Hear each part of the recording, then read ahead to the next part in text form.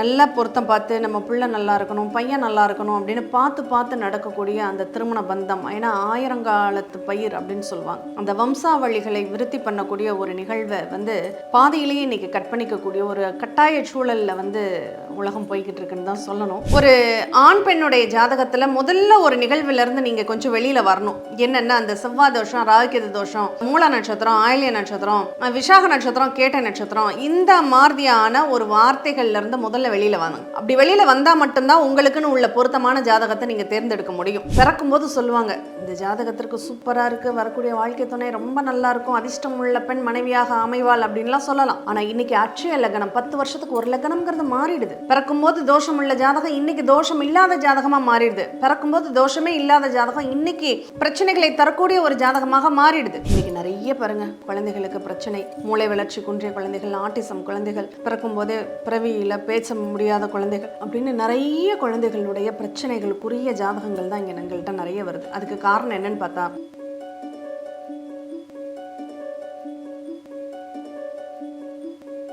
பக்தி கஃபே நேயர்கள் அனைவருக்கும் வணக்கம். இந்த நாள் இனிய நாளாக அமைய வாழ்த்துக்கள். ஏஎல்பி அஸ்ட்ராலஜர் டாக்டர் சாந்தி தேவி ராஜேஷ்குமார். இன்னைக்கு திருமணம் சார்ந்த பதிவு தாங்க பார்க்க போறோம். ஏன்னா திருமணம் அப்படிங்கிறது, இந்த பிரச்சனைகள் அப்படிங்கிறது நிறையவே இருக்கு. இந்த பிரச்சனைகள் ஆண் பெண் ஜாதகங்களை செலக்ட் பண்றது எப்படி, பிரச்சனைகள் ஓரளவு தவிர்க்கப்பட வேண்டிய ஒரு சூழ்நிலையை எப்படி அமைச்சுக்கிறது அப்படிங்கிறது தான் நம்ம இன்னைக்கு இந்த பதிவில் பார்க்க போகிறோம். ஏன்னா இன்னைக்கு நிறைய பேரண்ட்ஸ் படக்கூடிய ஒரு வேதனை அப்படிங்கிறத என்னால் புரிஞ்சுக்க முடியுது.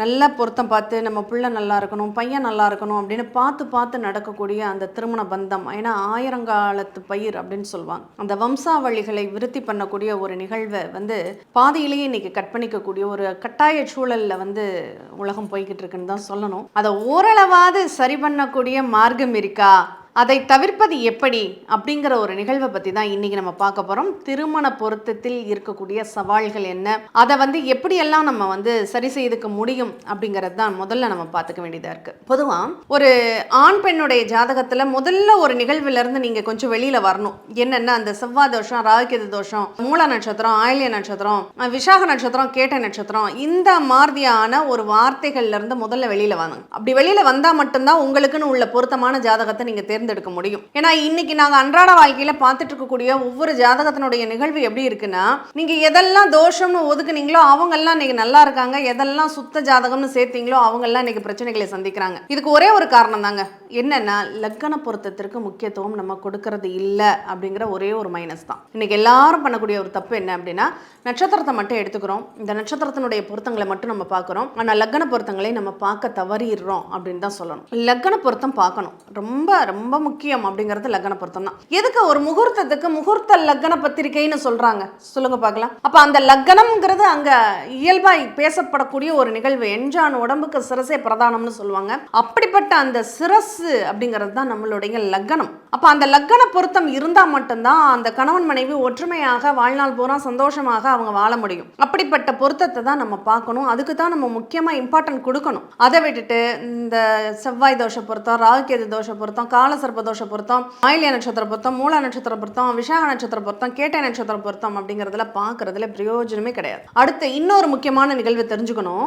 முதல்ல என்னுடைய பையனுக்கு எப்படிப்பட்ட வாழ்க்கை துணை அமையும். நிறைய ஜாதகங்களை நாங்கள் சொல்லிடுவோங்க, இந்த பையனுக்கு 7ஆம் அதிபதி, அதுதான் வாழ்க்கை துணையை நிர்ணயம் பண்ணக்கூடிய ஒரு பாவகம். அதுதான் முதுகெலும்பு மாதிரி, நம்மளுடைய உடல்ல முதுகெலும்புங்கிறது அந்த 7ஆம் பாவம் தான். நம்ம உடம்புல முதுகெலும்பு நல்லா இல்லைன்னா நம்மளால இயங்க முடியுமா? அப்படி பேக் போன் தான் சப்போர்ட் பண்ணுது. அந்த பேக் போன் சப்போர்ட்டு தான் நமக்கு வாழ்க்கை துணையும் கொடுக்க போகுது. அப்போ அந்த சப்போர்ட்டை தரக்கூடிய ஒரு பாவகம் நமக்கு நல்லா இருக்கான்னு ஃபர்ஸ்ட் செக் பண்ணணும். அந்த பாவகம் நல்லா இருந்தால் மட்டும்தான் உங்களுக்கு நல்ல வாழ்க்கை துணை, நல்ல மனைவியோ நல்ல கணவனோ அமையக்கூடிய பிராப்தம் அப்படிங்கிறது அங்கே நீங்கள் வாங்கிட்டு வந்திருக்கணும். அப்படி வாங்கிட்டு வந்திருந்தா மட்டும்தான் உங்களால் சந்தோஷமான ஒரு இல்லற வாழ்க்கையை நீங்கள் அமைச்சுக்க முடியும். அங்கே உங்களுடைய 7ஆம் பாவம் நல்லா இல்லை. பிறக்கும்போது சொல்லுவாங்க, இந்த ஜாதகத்திற்கு சூப்பரா இருக்கு, வரக்கூடிய வாழ்க்கை துணை ரொம்ப நல்லா இருக்கும், அதிர்ஷ்டம் உள்ள பெண் மனைவியாக அமைவாள் அப்படின்லாம் சொல்லலாம். ஆனா இன்னைக்கு அட்சய லக்னம் 10 வருஷத்துக்கு ஒரு லக்னம்ங்கிறது மாறிடுது. பிறக்கும்போது தோஷம் உள்ள ஜாதகம் இன்னைக்கு தோஷம் இல்லாத ஜாதகமா மாறிடுது. பிறக்கும்போது தோஷமே இல்லாத ஜாதகம் இன்னைக்கு பிரச்சனைகளை தரக்கூடிய ஒரு ஜாதகமாக மாறிடுது. அப்போ இதனுடைய உண்மை நிலையை நம்ம எங்க இருந்தா பார்க்கணும் அப்படின்னா, இன்னைக்கு உங்களுடைய லக்னம் என்ன, உங்களுடைய பிள்ளைக்கோ உங்களுடைய பையனுக்கோ இன்னைக்கு நடப்புல போகக்கூடிய அட்சய லக்னம் என்ன, இதை நான் எப்படி தெரிஞ்சுக்கிறது? ரொம்ப சிரமம்லாம் படாதீங்க, கூகுள் ப்ளே ஸ்டோரில் போய் ஏஎல்பி அஸ்ட்ராலஜி ஆப் அப்படிங்கிறத நீங்கள் போடுங்க, டவுன்லோட் பண்ணுங்கள். அதில் ஃப்ரீ சாஃப்ட்வேரே இருக்குது. அதில் உங்களுடைய date of birth, time of birth, place of birth கொடுத்துட்டீங்க அப்படின்னா ஒரு கட்டம் ஒன்று உங்கள் ஜாதக கட்டத்தில் இருக்கு இல்லையா, அந்த மாதிரி ஒரு கட்டம் ஒன்று ஓப்பன் ஆகிடும். அதில் அந்த 2 சிவப்பு கோடுகள் இருக்கும், அதுதான் பிறப்பு லக்னம். அதிலிருந்து ஒரு 3வது கட்டத்திலேயோ 4வது கட்டத்திலேயோ ஏஎல்பி அப்படின்னு 3 எழுத்து எழுதியிருக்கும். அதுதான் இன்னைக்கு உங்களுடைய லக்னம். இதை எப்படி நாங்கள் பார்க்குறது? 12 கட்டம், அதனுடைய பேர் என்னன்னு நமக்கு இன்னைக்கு கூகுளில் தேடினோம்னாவே நமக்கு கிடைச்சிடும், எந்த கட்டத்துக்கு என்ன பேர்னு. அதில் ஏஎல்பிங்கிறது எந்த கட்டத்தில் இருக்குது, அதனுடைய பேர் என்னன்னு தெரிஞ்சு வச்சுக்கோங்க. அதை தெரிஞ்சு வச்சுக்கிட்டா போதும். உங்களுடைய பிறப்பு லக்னத்திற்கு பொருத்தம் பார்க்காதீங்க தயவு செஞ்சு. இன்னைக்கு உள்ள அட்சய லக்னத்திற்கு பொருத்தம் பாருங்க. அப்போ இன்னைக்கு உங்களுடைய ஏஎல்பி லக்னம் என்னன்னு பார்த்துட்டு அந்த லக்னத்திற்கு ஒத்த படையில் வரக்கூடிய ஒரு பெண்ணுடைய ஜாதகத்தை நீங்கள் ஜோடி சேருங்க. ஒன்று உதாரணத்துக்கு மேஷ லக்னம் உங்களுடைய அட்சய லக்னமாக இன்னைக்கு இருக்குன்னா, மேஷ லக்னத்தில் உள்ள ஒரு பெண்ணோ அல்லது மிதுன லக்னத்தில் உள்ள பெண்ணோ அல்லது சிம்ம லக்னத்தில் உள்ள பெண்ணு, துலாம் லக்னத்தில் உள்ள பெண்ணு, தனுசு லக்னத்தில் உள்ள பெண், கும்ப லக்னத்தில் உள்ள பெண்ணை பொருத்தமாக சேர்க்கலாம். இல்லைங்க எனக்கு ரிஷப லக்னத்தில் உள்ள பொண்ணு தான் வந்திருக்கு, மேஷ லக்னம் ரிஷப லக்னத்தில் உள்ள பொண்ணு தான் வந்திருக்கு, இல்லை கடக லக்னத்தில் உள்ள பொண்ணு தான் வந்திருக்கு அப்படின்னா அவங்க கிரகநிலைகள் நல்லா இருக்காங்கிறத பாருங்க. சரி, எதை பொருத்தமே சேர்க்கக்கூடாது அப்படின்னா, மேஷ லக்னம் அட்சய லக்னமாக செல்லக்கூடிய ஒருத்தருக்கு கன்னி லக்னமோ விருச்சக லக்னமோ இருக்கு, ஏஎல்பி லக்னமாக உள்ள பெண் ஜாதகம் வருதுன்னா தயவு செஞ்சு அந்த ஜாதகத்தை பொருத்தமே சேர்த்துறாதீங்க. நீங்க நட்சத்திர பொருத்தங்கள் 10 12 பொருத்தம் 18 பொருத்தம் 20 பொருத்தம் இருக்குன்னு நீங்க பார்த்தால் கூட இங்க லக்ன பொருத்தம் 6 8 வந்துருச்சுன்னா அதை விட கொடுமையான விஷயம் வேற எதுவுமே கிடையாது. அவங்களுக்குள்ள ஒரு பரஸ்பரமான ஒரு அந்யோன்யமோ அன்போ பிணைப்போ ஈடுபாடோ இருக்கவே இருக்காது. நிறைய கடனேன்னு வாழும், இல்லைன்னா கடனுக்கு கூட வாழாது. அப்படி மாதிரியான ஒரு சூழ்நிலைகளை அங்கே ஏற்படுத்திடும். இன்னைக்கு நிறைய டிவோர்ஸில் நிற்கக்கூடிய ஜாதகம் எல்லாமே இந்த 6 8 ஜாதகங்கள் தான். இதுக்கு அமைப்புங்கிறது அங்கே இருக்கும், அங்கே இல்லாமல் இங்கே நடக்காது. உங்கள் ஜாதகத்தில் உங்கள் பையன் ஜாதகத்திலையோ பொண்ணு ஜாதகத்திலையோ 6ஆம் இடத்தின் அதிபதி 8ஆம் இடத்திலோ 7ஆம் இடத்தின் அதிபதி 6லையோ 8லையோ தொடர்பில் இருக்குது அப்படின்னா அங்கே இந்த மாதிரி லக்ன பொருத்தம் இல்லாத ஜாதகம் தான் அமையும். ஆனால் அப்படி அமைக்கக்கூடாது அப்படிங்கிறது தான் இங்கே உள்ள நிலை. அப்படி அமைக்கும் போது அவங்களுக்குள்ள அந்த பொருத்தம் அப்படிங்கிறது இருக்காது. பொருத்தம் இல்லைனாவே அவங்க வாழ்க்கைங்கிறது சந்தோஷமாக இருக்காது. அவங்களுடைய அந்த சந்தோஷமாக இல்லை அப்படின்னா அந்த தம்பதிகளுடைய ஒற்றுமை சிறப்பாக இருக்காது. அந்த தம்பதிகளுடைய ஒற்றுமை சிறப்பாக இல்லைன்னா அந்த குழந்தை பிறப்பு அப்படிங்கிறது ஒரு நல்ல விதமாக நடக்காது. இன்னைக்கு நிறைய பாருங்க குழந்தைகளுக்கு பிரச்சனை, மூளை வளர்ச்சி குன்றிய குழந்தைகள், ஆட்டிசம் குழந்தைகள், பிறக்கும் போதே பிறவியில் பேச முடியாத குழந்தைகள் அப்படின்னு நிறைய குழந்தைகளுடைய பிரச்சனைகளுக்குரிய ஜாதகங்கள் தான் இங்கே எங்கள்கிட்ட நிறைய வருது. அதுக்கு காரணம் என்னன்னு பார்த்தா இந்த கணவன் மனைவியோட இணைவு அங்கே சரியில்லாமல் இருந்தது தான் காரணமாக இருக்கு. அப்போ இதை ஆரம்பத்திலேயே நம்ம கண்டுபிடிச்சு அதை தவிர்ப்பதற்கான வழிகளை பார்த்துட்டோம் அப்படின்னா நம்மளுடைய சந்ததிகள் வாழையடி வாழையாக சந்தோஷமாக நல்லபடியாக அமையும் அப்படிங்கிறதுல எந்த ஒரு மாற்று கருத்துமே கிடையாதுங்க. அப்படிப்பட்ட ஒரு வாழ்க்கை துணை தான் உங்களுடைய பையனுக்கோ உங்களுடைய பெண்ணுக்கோ நீங்கள் அமைச்சு கொடுக்கணும் அப்படிங்கிறதுல கொஞ்சம் கவனமாக இருங்க. லக்ன பொருத்தத்தை பாருங்க, 6 8 வரக்கூடிய லக்னத்தை பொருத்தமே சேர்க்காதீங்க. கடக லக்னமா, கடக லக்னத்திற்கு கும்ப லக்னத்தையோ அல்லது தனுசு லக்னத்தையோ தயவு செஞ்சு சேர்த்துறாதீங்க.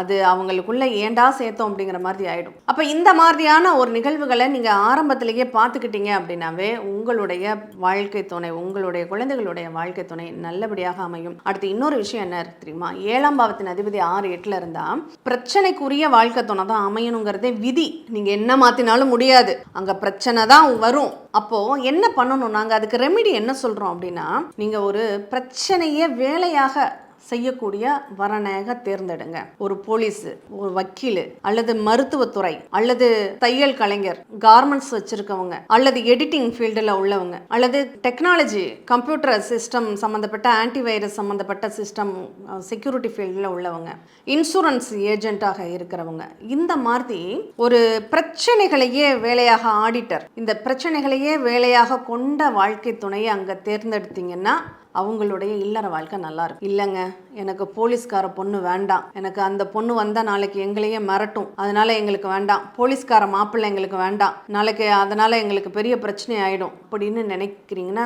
தயவு செஞ்சு அந்த எண்ணத்தை மாற்றிடுங்க. அப்படிப்பட்ட வாழ்க்கை துணை அமைஞ்சதுன்னா உங்கள் பொண்ணுக்கோ உங்கள் பையனுக்கோ ரொம்ப சிறப்பாக இருக்கும். சரி, இல்லை எனக்கு டாக்டர் பொண்ணு தான் வேணும் தேடாதீங்க. ஏன் நர்ஸு பொண்ணை தேடலாம் இல்லையா, ஒரு லேப் டெக்னீஷியனாக இருக்கக்கூடிய பொண்ணை தேடலாம் இல்லையா, அது அமைஞ்சாலும் வாழ்க்கை அங்கே சிறப்பாக இருக்கும். ஏன்னா என்னுடைய எதிர்பார்ப்புகளை இங்கே நான் கிரகங்கள் அதிகப்படுத்தும். அந்த எதிர்பார்ப்புகளை நான் அதிகப்படுத்திக்கிட்டேன்னா என்னுடைய விதி வெளியே மதி செல்லும். அப்போ அதுக்கு தகுந்த மாதிரி எனக்கு எங்கே தடையாகணும்னு விதி இருக்கோ அதுதான் எனக்கு வேணும்னு நான் லேட் பண்ணிக்கிட்டு இருப்பேன். அப்போ அதை என்னன்னு பார்த்து அதை சரி செய்வதற்கான ஒரு முயற்சியை நீங்கள் கையாளுங்கள்.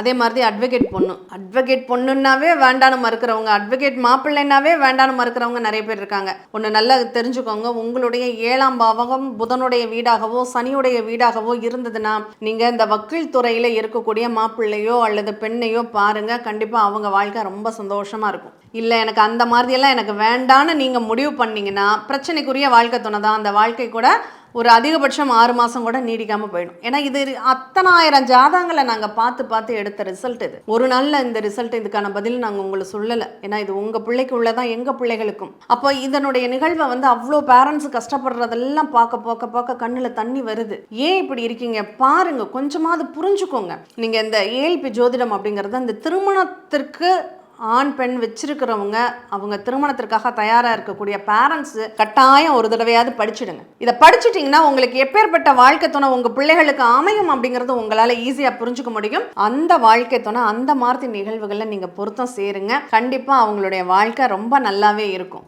அதை விட்டுட்டு எனக்கு இது வேண்டாம், எனக்கு மூல நட்சத்திரம் வேண்டாம். இன்னொரு உண்மை என்னன்னா, இந்த மூல நட்சத்திரத்தை பெண்ணு அல்லது பையன் ஒரு குடும்பத்துக்குள்ளே வந்துட்டு அவ்வளோ பொறுப்புகளையும் தூக்கி சுமப்பாங்க. அது ரொம்ப ஒரு அதிர்ஷ்டமானது அப்படின்னு சொல்லலாம். ஏன்னா ஒரு ஆணி வேறாக தாங்கி நிற்கக்கூடிய ஒரு தன்மை இந்த மூல நட்சத்திரத்துக்கு உண்டு. ஆனா மாமனாருக்காக பயப்படுவாங்க. இங்க நாங்க என்ன சொல்லுவோம்னா, இந்த மூல நட்சத்திரம் இன்னைக்கு இருக்காது. பிறக்கும் போது கேது திசையில் பிறந்த ஒரு ஆணோ பெண்ணோ இன்னைக்கு அந்த கேது திசை நடக்காது. இன்னைக்கு அவங்களுக்கு சூரிய திசையாகவோ அல்லது சந்திர திசையாகவோ அல்லது செவ்வாய் திசையாகவோ இருக்கலாம். அப்படி இருக்கும்போது அவங்களுக்கு மூல நட்சத்திரம் எங்க வேலை செய்யுது? அப்போ ஒருத்தருடைய மரணத்தை நிர்ணயிக்கக்கூடிய சக்தி மாப்பிள்ளை ஜாதகத்தில் மட்டுமோ பெண்ணுடைய ஜாதகத்தில் மட்டுமோ இருக்காதுங்க.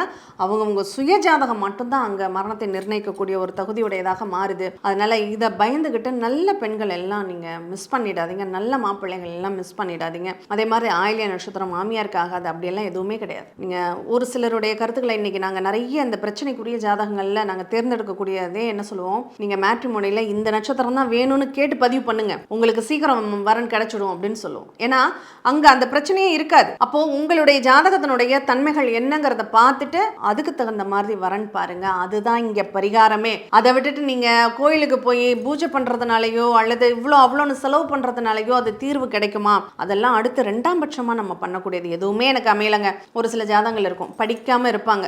இன்னைக்கு உள்ள நிகழ்வு என்ன, நிதர்சனமான நிகழ்வு உண்மை என்ன அப்படின்னா, ஆண்களுக்கு படிப்பு ஏறுறதில்ல. அவங்க ஏதோ ஒரு டிப்ளமோ கோர்ஸை வச்சு ஏதோ சம்பாத்தியத்துக்கு வழி பண்ணிக்கிறாங்க. ஆனா இந்த பொண்ணுங்களுக்கு ஏதோ ஒரு இதுல சொல்லுவாங்க 5 4 3 2 1ன்னு இருக்கக்கூடிய மாப்பிள்ளை தான் வேணும். அது என்னது 5 4 3 2 1? 5 இலக்க சம்பளம், 4 சக்கர வாகனம், வீடு, அடுத்து அவங்களுக்கு 3 பேர் தான் இருக்கணும், ஒரே ஒரு குடும்பம் அப்படிங்கிறது, தாய் தந்தையர்லாம் இருக்கக்கூடாது, தனிச்சு வாழணும் அப்படிங்கிற ஒரு நிகழ்வு அப்படின்னு சொல்லுவாங்க. அது ஒரு வேடிக்கையாக கூட இருக்கும். ஆனால் இது இன்னைக்கு உள்ள நிகழ்வுகளில் இருக்கக்கூடிய ஒரு உண்மை. ஆனால் நம்ம ஜாதகத்தோட எந்த அளவுக்கு ஒத்து போகுது, எந்த மாதிரியான வாழ்க்கை துணை நமக்கு அமையும் அப்படிங்கிறத பொறுத்து. இன்னும் சில கல்யாணங்கள் திருமணத்தில் இருக்கக்கூடிய ஒரு சவால் என்னன்னா, திருமணம் ஆடம்பரமாக பண்ணக்கூடியது. இந்த ஆடம்பரமான கல்யாணம் பண்றவங்க அத்தனை பேருடைய வாழ்க்கையிலையும் பார்த்தீங்கன்னா ஒரு கஷ்டம் அப்படிங்கிறது இருக்கும். அது எல்லாருக்கும் சொல்லப்படல. அதுவும் குறிப்பாக இந்த 7ஆம் இடத்தோட சனி பகவான் தொடர்பில் உள்ளவர்கள் ஆடம்பர கல்யாணம் பண்ணாங்கன்னா ஆப்பு அங்கேயே அவங்களே வச்சுக்கிட்டாங்கன்னு அர்த்தம்.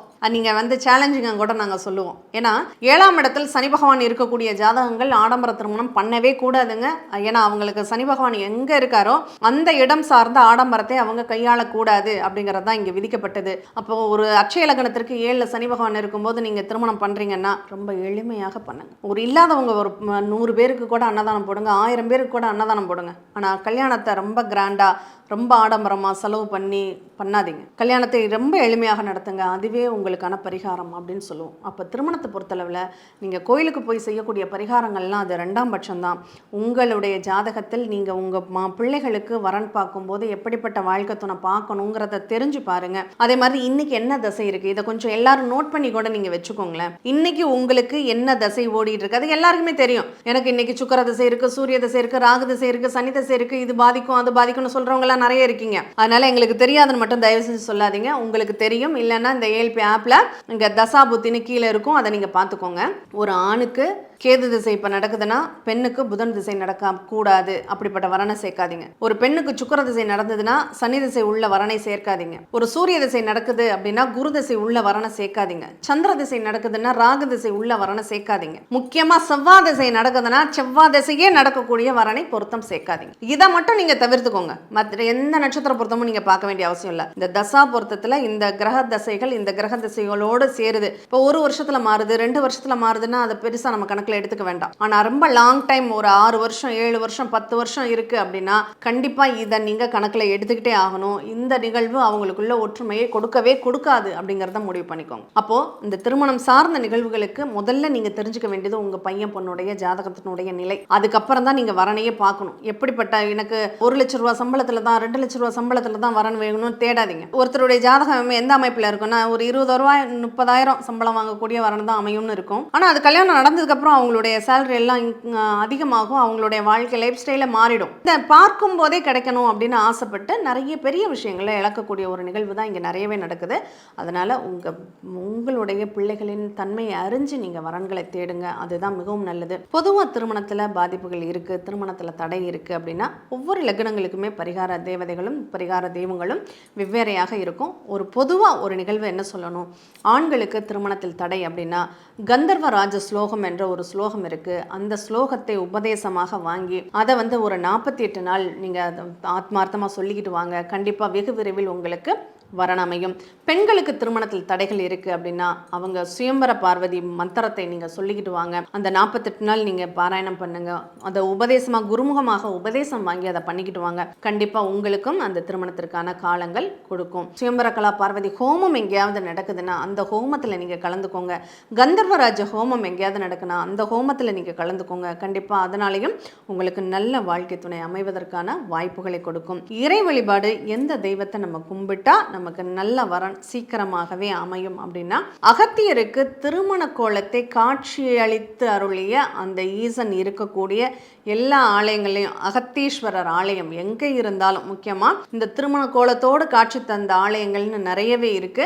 அந்த ஆலயங்களை தேடி பிடிச்சு வழிபாடு பண்ணுங்க. கண்டிப்பா உங்களுக்கு திருமணத்திற்கான தன்மைகள், உங்களுக்கு ஏற்ற வாழ்க்கை துணை எங்க இருந்தாலும் அமையும் அப்படிங்கிறத இங்க பதிவு செய்யறோம். அடுத்து 30 வயசுக்கு மேல தயவு செஞ்சு திருமண பொருத்தத்துக்கு ரொம்ப முக்கியத்துவம் கொடுக்காதீங்க. லக்ன பொருத்தம் மட்டும் இருக்கான்னு பார்த்துட்டு திருமணத்தை முடிவு பண்ணிடுங்க. 30 வயசுக்கு பிறகு அப்படிங்கிறது அவங்களுக்கு வாழ்க்கை துணை அவ்வளவு சீக்கிரமாக கிடைக்கிறது கிடையாது. அதனால அதையும் கொஞ்சம் பார்த்துக்கோங்க. காலம் கடந்த திருமணம் தயவு செஞ்சு அதை பண்ணாதீங்க. இந்த 21 வயசுல இருந்து 30 வயசுக்குள்ள திருமணத்தை யாரா இருந்தாலும், ஆணா இருந்தாலும் பெண்ணா இருந்தாலும் அமைச்சுக்கோங்க. அதுதான் நல்லது.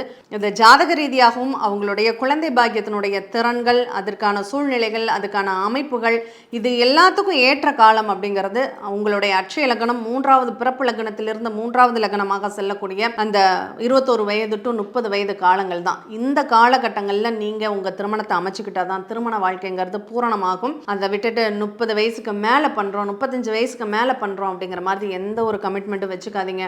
லைஃப் எப்போ வேணாலும் செட்டில் ஆகிக்கலாம், ஆனால் வாழ்க்கை எப்போதுமே வந்துடாது. அப்படி லைஃப்பில் செட்டில் ஆகிட்டு தான் கல்யாணம் பண்ணிக்கிறவேன்னு சொல்கிற லட்சம் ஜாதகங்கள் எங்கள்கிட்ட இருக்குது. இன்னமும் கல்யாணத்துக்கு பெண் தேடிக்கிட்டு. ஆண் ஜாதகம் மட்டும் இல்லைங்க, பெண் ஜாதகங்களும் அவ்வளோ இருக்குது. ஏன்னா அந்த மாதிரி நீங்கள் எந்த கமிட்மெண்ட்டும் வச்சுக்காதீங்க. உங்கள் ஜாதகத்தினுடைய நிலையை தெரிஞ்சுக்கோங்க. எப்போ கல்யாணம் பண்ணணும், கல்யாணத்துக்கு அப்புறம் எப்பெல்லாம் அட்ஜஸ்ட் பண்ணணும், எப்பெல்லாம் விட்டு கொடுக்கணும், எப்பெல்லாம் இழுத்து பிடிக்கணும் அப்படிங்கிற ஒரு சூழ்நிலையும் தெரிஞ்சுக்கோங்க. இதெல்லாம் எப்படி தெரிஞ்சுக்கிறது? அட்சய லக்ன பத்தி ஜோதிடம் படிங்க, பாருங்க. கண்டிப்பாக உங்கள் வாழ்க்கை உங்கள் கையில் அப்படிங்கிற முடிவுக்கு நீங்கள் வர முடியும்.